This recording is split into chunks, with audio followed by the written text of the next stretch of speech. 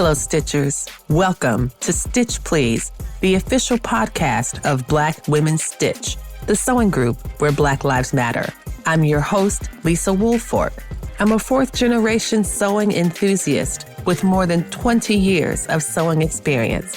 I am looking forward to today's conversation, so sit back, relax, and get ready to get your stitch together.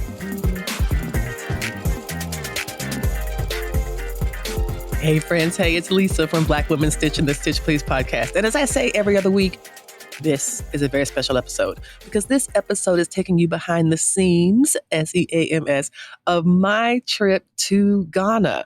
In particular, I'm going to be talking about the fabric shopping that I did in Accra, which is the capital of Ghana. I'll talk about Makola Market, which was a huge, huge adventure, and a few other places where I did some fabric shopping. Along the way, I'll tell you how I approached this trip, how I prepared for it in advance, and some absolute rookie mistakes I think I might have made in bringing the fabric home. So stay tuned and we will help you get your stitch together when shopping in Accra. I also think this would be a fantastic idea for a series. Don't you think? Don't you think I should go to different places around the world and go fabric shopping and then take detailed notes and then make an episode about it? I do too. What a great idea. Anyways, let's just keep working on that. You work on the fundraising part and I'll work on the idea part. Okay, great. Makola Market. Now, one of the things it's important to remember is try to abolish from your imagination what you think of when you think of a market. You might think of a particular store. You might think of a cluster of stores. You might think of a shopping center. That is not what this is. This is a place that is big on the outside as well as on the inside. And by that, I mean it stretches for miles and miles and miles. And when you go on the inside, there are nooks and crannies and alleyways and it's like a warren. It really is kind of like a warren. And because of all of the inside, very congested, people bustling, and truly the market stretches as far as the eye can see. Now, it might look chaotic, but it is well organized. And this is something that I learned from going with a guide. And this is one of the recommendations I'll have later on in the episode. But what I learned from my guide was that the market, though massive and seemingly chaotic with people, with porters carrying things on their heads and vendors, hawking food on the street and people trying to sell you African net sponge every 10 minutes. Nope, sorry, more like 5 minutes. It seems a little chaotic, but it is not. It is incredibly well organized. And it might not look like it from someone who is not experienced, but once you learn the structure, you'll understand where the different compartments of the market kind of lead. So I was told that there's textiles on one side, there's stationery, there's groceries. It's a timber market which has iron rods, cement, wood, nail, hammers, tiles, floor tiles, paint. There's also a section that sells musical equipment. So there's also, my favorite section was the school supply section, second only to the fabric section, which was the number one. And the fabric section itself is broken down into different types of fabric. So there are sections of the market that sell only lace. There's sections of the market that sell hair products. They sell hair, they sell gel, they sell combs, and the things you need for hair care or for those who are doing hair professionally. There isn't a neat acreage number online. I absolutely looked for to kind of determine how big this is and what to compare it to. But there are academic maps that outline Makola as a large market zone inside central Accra with multiple internal sections. And that is a great explanation. And what I can do is, and what I've done on the Black Women Stitch Patreon is there's photographs of me at the market from the bird's eye view. And it is truly spectacular. It really is. And I went during a time when it wasn't even that crowded. I think it's very crowded around Christmas time for Deti December. And so people come to, I believe, between Christmas and New Year's Eve. And it still felt crowded. And the guy was like, this is really nothing. During Dirty December, you can't even move. The crowd is just kind of propelling you forward. Um, and so I thought that it was a great experience. And one of the things I also want to kind of be clear on is some of the physical realities of the market. That there's a lot of uneven terrain. The road and the sidewalks or the side paths are divided by a gutter that is about maybe a foot and a half wide and about 2 feet deep. And these gaps are sometimes covered by either concrete or they're filled in, or people do makeshift um, barriers so that you can walk across. But it is definitely something that the roads are not accessible. They are not readily wheelchair accessible. If you have walking issues, then this will be a challenge. And so that's something I want to be mindful of. It doesn't mean that you can't go or you shouldn't go. It just means that this is another reason why it's helpful to have a guide. And so to wrap up this section where I was talking about the market and what I was so excited about when I was there, having a guide is crucial. I am a solo. When I solo travel, I'm going wherever I want to go. I'm a go, and this was no exception. However, I got some good advice from someone I trust who said, "You don't want to go to the market by yourself for the first time," and I took that to heart. I went to the market a total of 3 times. Once on a market tour, the second time as part of a food tour, a street food tour, and then the third time as part of a city tour. And we just kind of popped over there to look at to see some sights. In each case, I was delighted that I had chosen to hire a guide to take me places. It was so helpful. He understood and spoke the language. It was just a coincidence that his mother had been in the fabric trade and he was aware about the prices. He knew some places that he thought had great bargains or good deals or people that he trusted to have good quality. I explained to him what I was interested in and he made that happen. And so I absolutely recommend having a guide. For the food tour, it was the same way. I explained what kind of things I liked or didn't like, or, oh my goodness, is this going to be spicy? And she was able to have the conversations, and it made for a huge difference. So I really advise folks to not go to Makola Market by themselves for the first time alone. And even for me, going 3 times in one trip, I would not imagine myself as an expert, and I would still have someone come along with me. Now, let me tell you about what I bought and what the fabric means. The material has a message, and I can't wait to share it with you. Now, my fabric goals when I got there was to have fabric that was organic, native, indigenous to the continent and to Ghana in particular.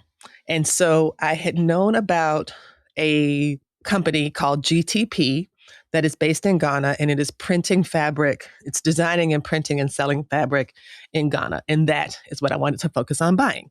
When I started through the market, that's what I was paying a lot of attention to. However, there were also fabrics that I did not expect to find, and those were the ones from Nigeria. So there's a company called Anningtex, and they print fabric in Nigeria, and they sell it here in Ghana. And so I was really surprised by that. I wasn't aware of this particular company or brand, and so I also bought quite a bit of that as well.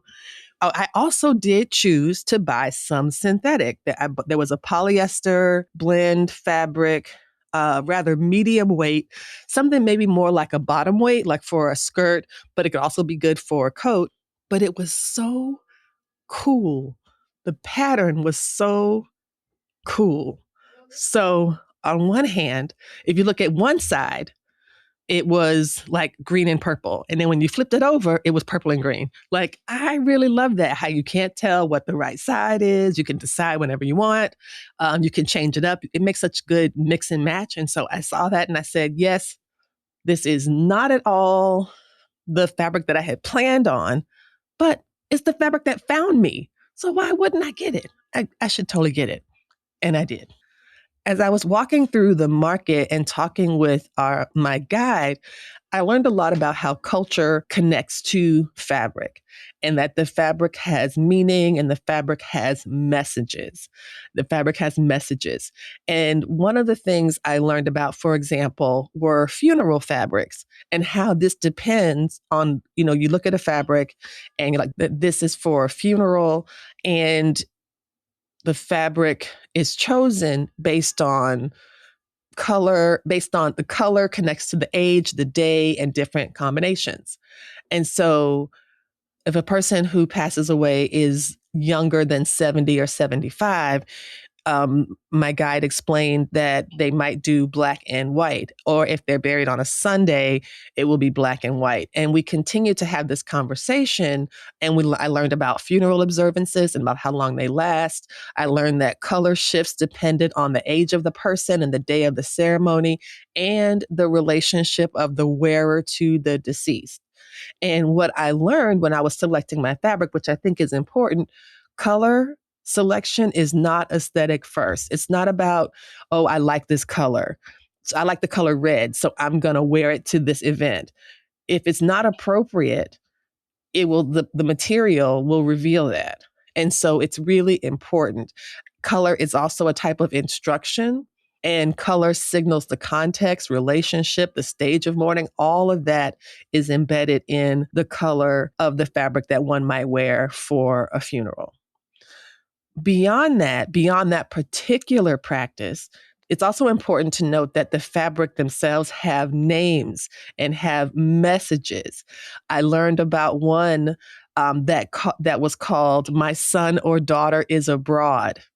And the fabric vendor told me that people might wear it for engagement. It's a sign of pride. And so I thought that was really interesting that you have a fabric that's called "My Son or Daughter is Abroad." And it was explained to me that you don't just wear anything on any occasion. The fabrics have names and you're communicating something when you wear them. He explained that his mom had worn a certain fabric print to a wedding, and people were giving her the side eye because the fabric she wore communicated that she was unhappy or was there under duress or under protest, and that showed in the dress that she wore from the fabric that she made. And so it was a bit scandalous, as he told it to me. They also say that there might be a fabric, for example, that does not have a name at all. But when a celebrity wears it, then it gets a name. So he explained about the rapper Sarkozy and showed me Sarkozy's fabric. And I said, well, does he wear it? It's like, yes, he absolutely wears it. And that's why it's his name on it. And so I thought that was really, really cool. That part about how the names get added, even though it doesn't have his face on it or anything like that. It's just because he wore that design now bears his name. So let me talk a bit about where to shop, how to pack, and what I would do differently. Y'all, I had a great time. I think I did a good job with the fabric, but there is a lot that I had to learn. And now I'm going to tell you, so you don't have to learn it, because I'll just kind of tell you what happened. Hey friends, hey, it's Lisa from Black Women Stitch and the Stitch Please podcast. Our Patreon community is growing and we'd love to have you in it. We recently updated our membership tiers and now it's easier than ever to support the work of Black Women Stitch while getting exclusive perks just for you. You'll find full-length talks, behind the scenes updates, bonus episodes, and access to videos from the podcast and beyond. Your support helps fund the podcast, pay our team, and keep this movement going strong. Every dollar truly makes a difference. So if you've been thinking about joining, now is the perfect time. Black organizations face increasing funding challenges. Community support closes that gap. Head to our Patreon community and choose the tier that feels right for you. And thank you. I bought fabric from Makola Market, and I bought it from different vendors recommended to me by the person who happened to know these vendors. When I went back to the market a second and third time, I just kind of let myself kind of wander. I was moving rather quickly because I think I was just getting kind of tired and, or maybe hungry and wanted to get something to eat. But it is so I think I must have used the word overwhelming in this episode like 7 times. I did not mean to overuse that word, but I cannot overemphasize how large it is. You know how big it is? I don't know if you're on the Patreon, and why are you not? You can see all the thread behind me. Or if you follow us on socials, you'll see all the threads behind me. That is how many shops that sell fabric in that market. And that is just a piece of, it is so large. And wandering through, it's pretty exciting, I think, when you find a fabric that catches your eye in a place that is so visually overstimulating. So it means that you must really, really like it, or it is a very loud fabric. It was so funny, actually. One of the vendors, as I was picking out my fabrics and grabbing them and stacking them up, she was looking at all of my bright colors and she said, "Everyone's going to know that you went to Africa." She was like, "Dang, girl, this is some loud ass fabric. You're buying all the brights." No, it was quite funny. I thought it was really pretty delightful. So I did get fabric in the market and I was able to find the GTP fabric that I was interested in. I also visited a seamstress who made a piece for me, and I brought some fabric from her that was GTP because I was interested in it. In addition to going to Makola Market and going to all those small stores that are kind of tucked in these little places, like, again, Warren, Beehive, there's just so many organic metaphors I might use, but needless to say is that it is densely packed, very, very organized. It just doesn't look it to someone who doesn't know the place. So I bought lots of fabric there. And after we went to the market and to the seamstress, we went to visit GTP. Well, actually, what had happened was I wanted to go to a Ghanaian. I wanted to go to a Ghanaian KFC. I had heard that KFCs abroad or KFCs in Africa or KFCs in Ghana were so much better than KFCs in America. I'm just going to say for myself, Lisa, personally, I did not see that much difference. Maybe I did not go to a good one. Maybe I went to a not good one. But I can tell you it tasted like I got some chicken strips, and it did have jollof rice, and that was tasty. I don't know if you would call it real jollof or not, but the rice was good. The chicken strips were chicken strips. I don't know what I might have ordered. Anyway, all this to say, the high point was while they were making our food at the KFC, I did get a strawberry milkshake. That was tasty. I looked over and said, GTP, do you see the GTP? And the guy was like, yes. Oh my goodness. We went over there. Oh, we had so much fun. I talked to a young woman named Bridget who created this gorgeous wedding dress that was in the front of the shop. And if you visit the Black Woman Stitch Instagram page, you can see an interview that I've done with her, and it shows the dress she made. Oh, so nice. The great thing about the GTP showroom is it shows you the fabrics. You can buy it by 6 meter chunks. And it was so beautiful to see sewn up garments, some of which you could buy. They also had a variety of collections of fabrics. So they have different imprints that they make and manufacture. They had different sections. So it was almost marked off like a department store, and each department had its own section of different fabric types. Or this was the royalty. This was, more workwear. This was a little bit softer hand. So that was very, very enjoyable. Later in the week, I went to Woodin, and that is another Ghanaian. I think the preferred pronunciation is Ghanaian. And I don't know why I always say Ghanaian. I guess because I've always said Ghanaian, but I believe it's supposed to be Ghanaian. So please give me a chance to give me a little bit of grace on that because I'm still practicing.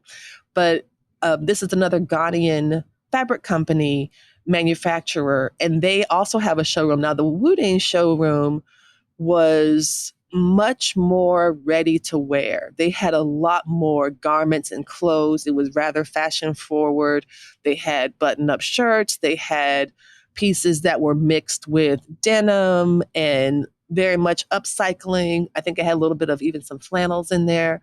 And so it was a really interesting kind of experimental type thing, but more of a balance between fabric and ready-to-wear garments.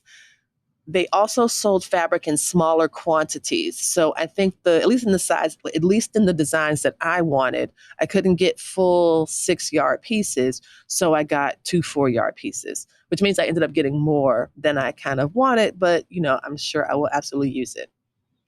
Now, here's some things to think about. Oh, one last thing, I did go to Global Mamas, which is a wonderful social enterprise that helps Black women artisans who live in remote areas of the country sell their craft and handiworks and fabric dyes and garments, etc., for a living wage. It's helping them to establish businesses. It's helping them to feed their families and send their kids to school. It is a real beneficial, sustainable type of enterprise. And I had been told that the most authentic in the works of a Ghanaian person, fabric was the tie and dye.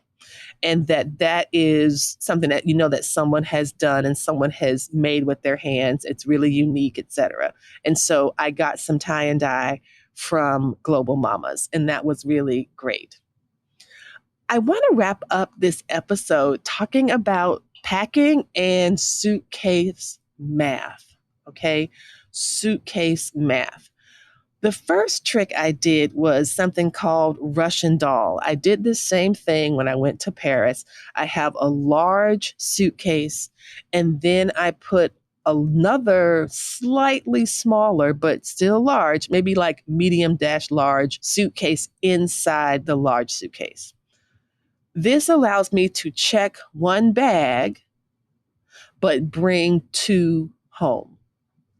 Ideally, if I'm doing this properly, which I have not managed to do very, very well, is to pack everything I need in a carry-on.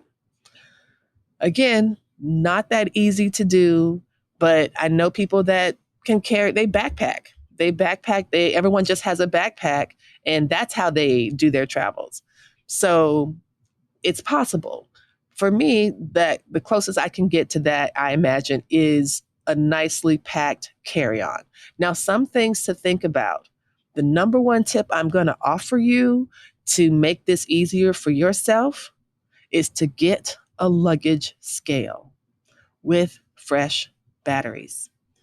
I had a luggage scale. I used the luggage scale in Paris. I use the luggage scale when I'm traveling in different places, and I definitely do not want overage charges.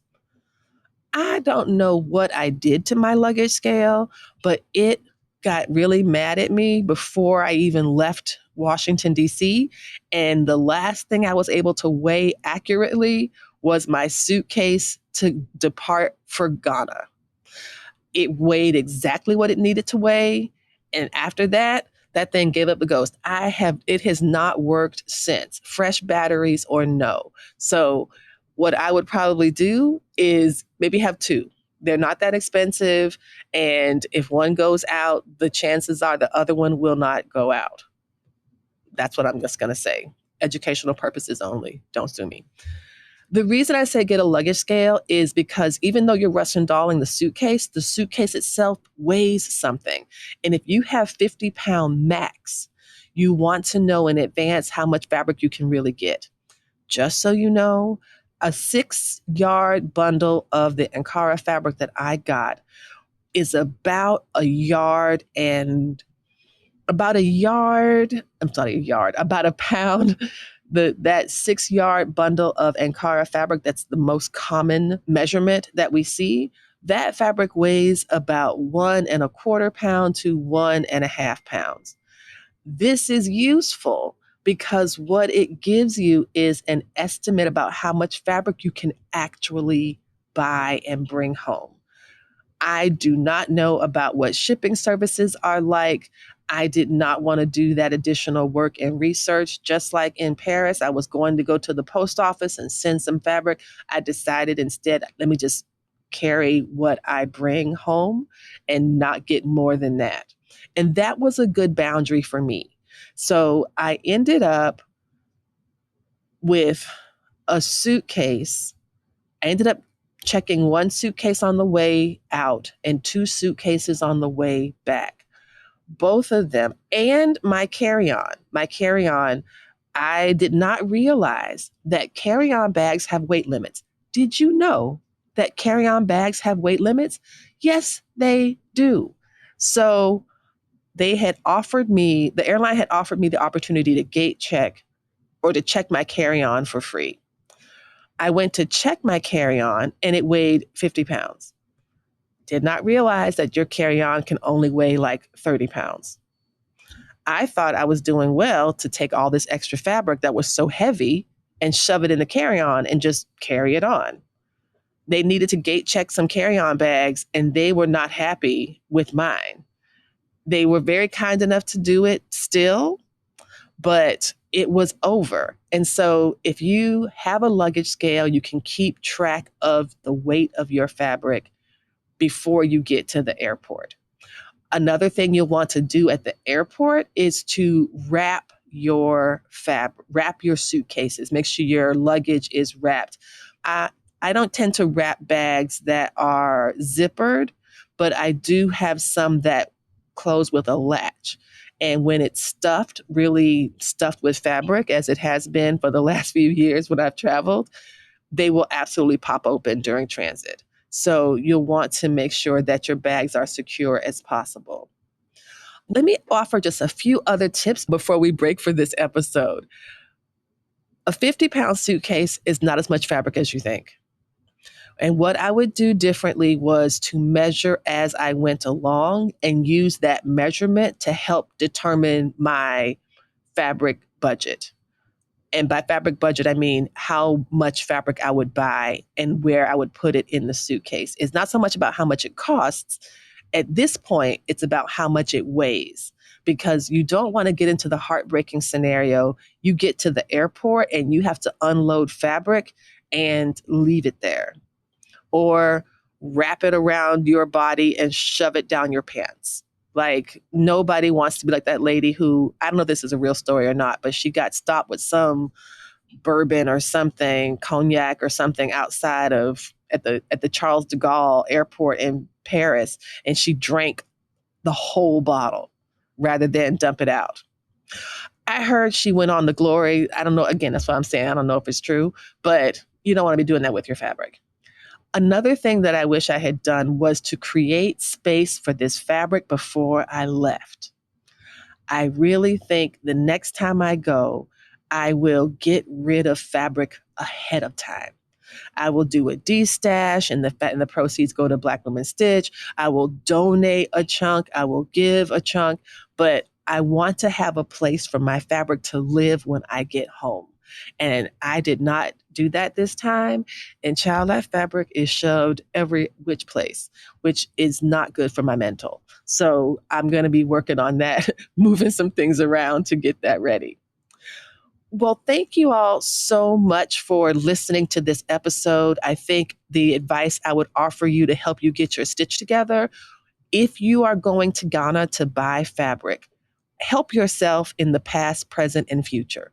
Before your trip, make space for the fabric to go.